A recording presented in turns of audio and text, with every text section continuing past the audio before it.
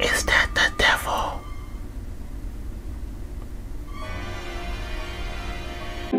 We present to you a Rome Productions.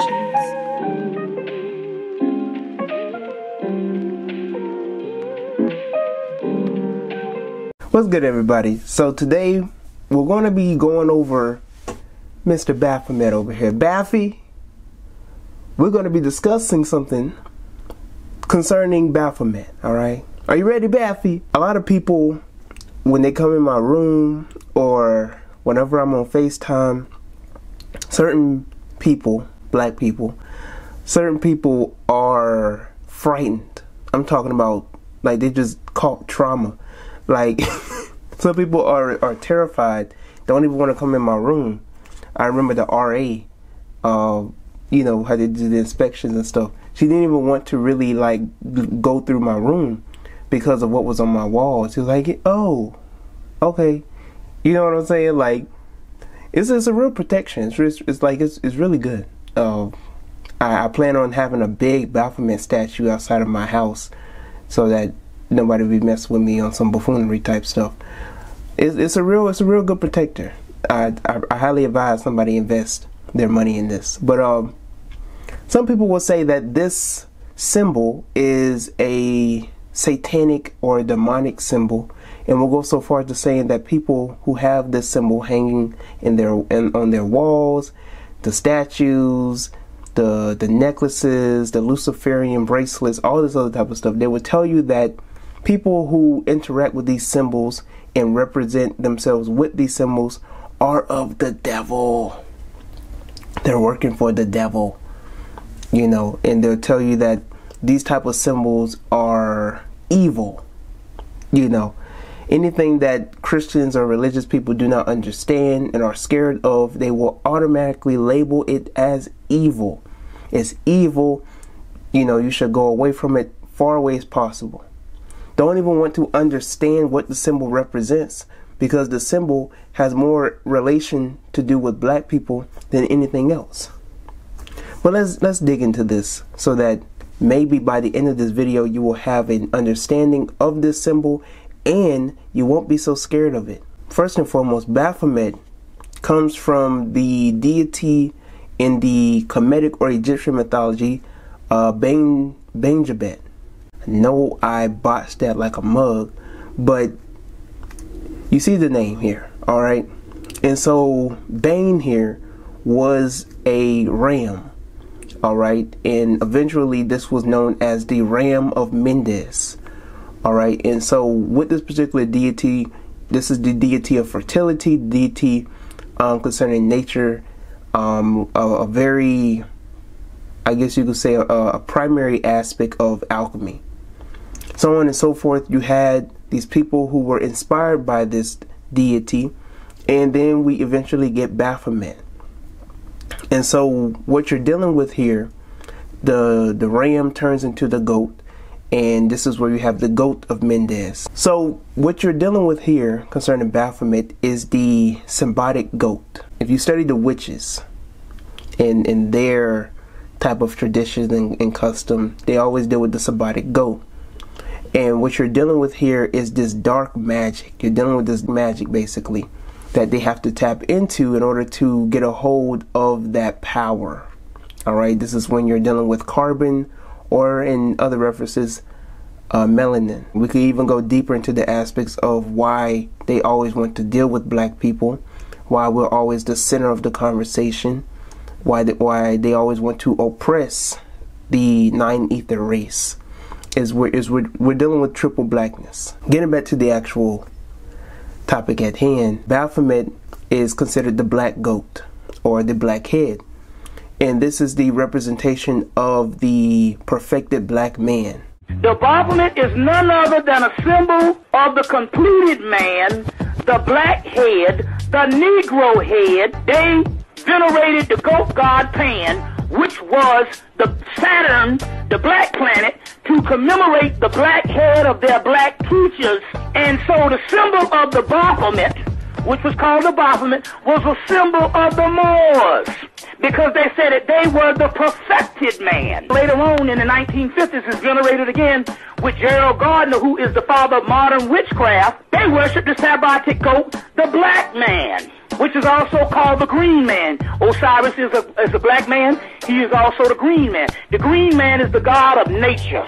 That's where the horns on the head comes from. The horns of the head of Hathor, the cow goddess. Later on, not only did she become the evil golden calf in Hebrew, the cow goddess, the horns off of her head became horns of the devil. The Baphomet, Jesus, and all that's the same thing. Essentially, generally, this is the symbol of the perfected black one. So this could be man or woman. When you see most symbols of Baphomet, you see a particular deity or being with breasts, and he's holding his hand up and he's holding another hand down. You also see Jesus do this as well in some of his paintings, and in some of these paintings, especially going back to the 14 and 1500s. And so when you're dealing with the general analysis of Jesus, he's the archetype of Baphomet. Same thing with Muhammad, and the same thing with most heroic or messianic beings. When you're dealing with Lucifer as well, or Prometheus, they all share something with Baphomet. As a matter of fact, Baphomet, Lucifer, and Jesus are essentially the same person. So when you're dealing with Baphomet, you're dealing with the perfected black one. You're also dealing with Lucifer, the light barrier. And so what you're seeing here is nothing evil or demonic. The star that you're seeing here, the pentagram, this is actually, when you turn it upside down, is representing the skull, the mastermind. Also, when you're dealing with the star upside down, as above, so below. And with this also represents the genital of a woman, the vagina. All right, triple black darkness. What you also see here is a sigil. So this also deals with magic. This deals with, from the mind comes the manifestation of reality. So when you tap into the energy of Baphomet, you tap into the deeper aspects of nature, you tap into the deeper aspects of your inner self. So when you really deal with the aspects of Baphomet, there's nothing to fear but fear itself. When you're dealing with Baphomet, you're dealing with your inner self, your inner being. And so with that being said, understand here that what you're seeing behind me isn't satanic or demonic in the negative aspect, I should say. Because when we're dealing with being satanic, you're dealing with being rebellious. Being Satan actually represents the adversary. That's what Satan means. Satan means an adversary, one who opposes, one who goes against. So when somebody's being quote unquote satanic, somebody is going against the norm. That's why Satan was represented as a rebel, not to go against good per se, right? Not to go against the Lord God or anything morally right in the eyes of humans, at least. But when we're dealing with being satanic, we're dealing with a system in which we are going against the norms of society and are tapping into our inner self. We're tapping into things in which society does not want the masses to know because they control the masses.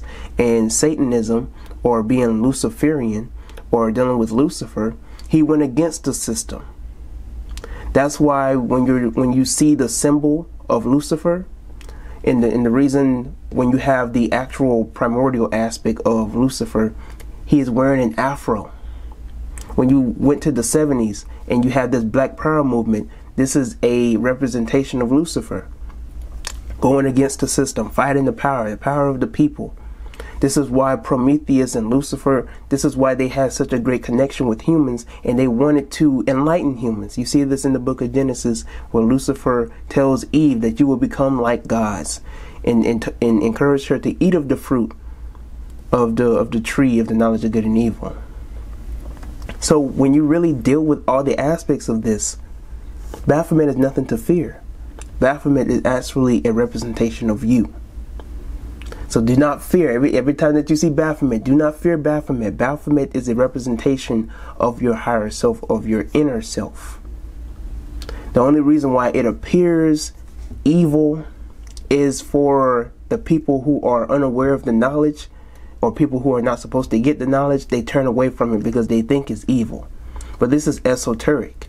Only very few people are going to get this type of information. So if you heard everything that I had to say and seen everything that I had to show you, and you still, I don't know, I can't get down with that, then obviously this wasn't for you. But for the people who actually have an ear to hear and an eye to see and a mind to understand, hopefully you got something out of this video. Until next time, I'm Turner. Thank you for watching this video. Like this video, subscribe to the channel, and share this video with other people.